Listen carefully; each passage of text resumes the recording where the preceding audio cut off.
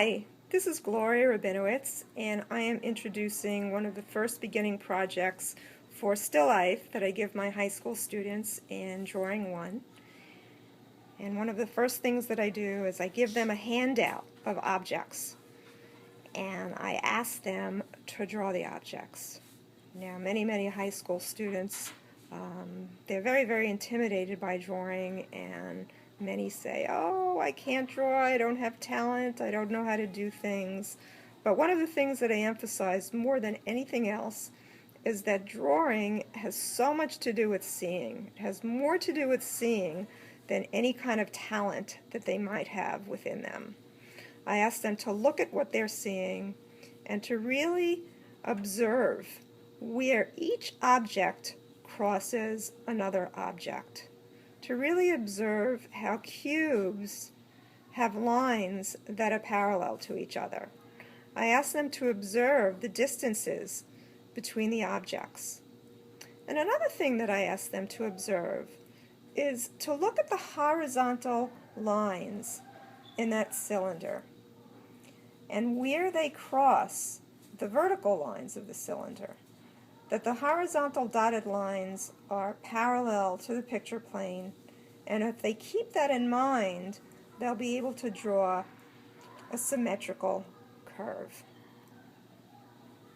Once they've been able to proportionally draw their objects, really noting where one object crosses another, where one object is placed in relation to the edge of the page, I then give them the next handout, which is done in tone. I explain to them that when you look at objects in reality, you don't really see lines. What you really see is you see tones between the different planes. That lines don't exist in reality, but edges do. And as we take a closer look at this handout, there are various principles that I point out. And when you look at the cylinder, I ask them to emphasize the darkened light, and where the planes meet the edges. And when drawing volume, we have a highlight, then we have a midtone, a reflected light, and various other kinds of tones. As you look around at this handout, I teach them how to emphasize something in space. That if you have something a little bit light, it's really important to put a dark tone behind a lighter tone in order to push that lighter tone forward. And as you look very closely, and as my students look closely, they'll see that the cube is not just dark and light and midtone, but it's really a combination of darks at the edges, lights at the edges, that contrast of light and dark to really push that edge forward. And there is dark right behind that cylinder to really push and make a difference between the spatial aspect of the cylinder and the cube. I'm going to scan and show you a couple of student examples. This is one student example. This is another student example. And after they reproduce that handout, I then speak to them about composition of a still life, and we speak about how a viewfinder is very useful in composition. They take various objects, they set it up on their table. I ask them to close one eye and bring that viewfinder closer to the open eye and further apart so they can see how their objects are in relation to the rectangle of space. With their 3 or 4 objects, I then ask them to make some thumbnail sketches, just in line, compositionally placed. And you can see that these are the objects that some of my students have done.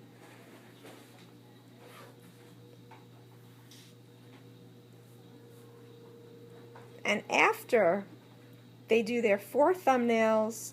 They are to take 1 thumbnail, and with the principles that they've learned previously in tone and a light source, try to imagine where the light source is and to draw their objects 3-dimensionally. So here's one example of a student's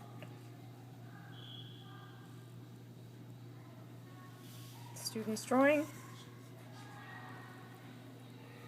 Here is another example of a student's still life drawing in tone. Again, once again, trying to keep in mind the principles of what they learned from the first handout of emphasizing the dark of the object behind the frontal one, keeping in line the reflected light when you have a cast shadow, because if you have light on one side, over here you see that the pumpkin is lit on the right, upper right, so the shadow is on the left. The shadow is on the left, bottom left, and you'll notice that there needs to be a reflected light on the bottom of that pumpkin where the cast shadow is.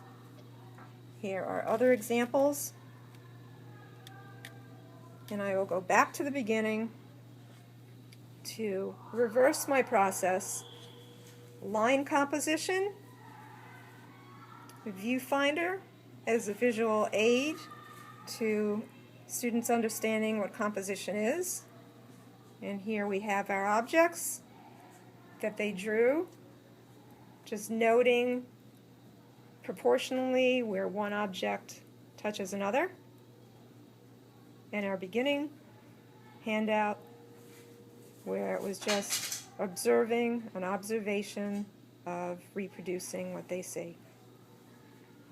Thank you very much. This is Gloria Rabinowitz, high school art teacher and owner of NewYorkArtist.net.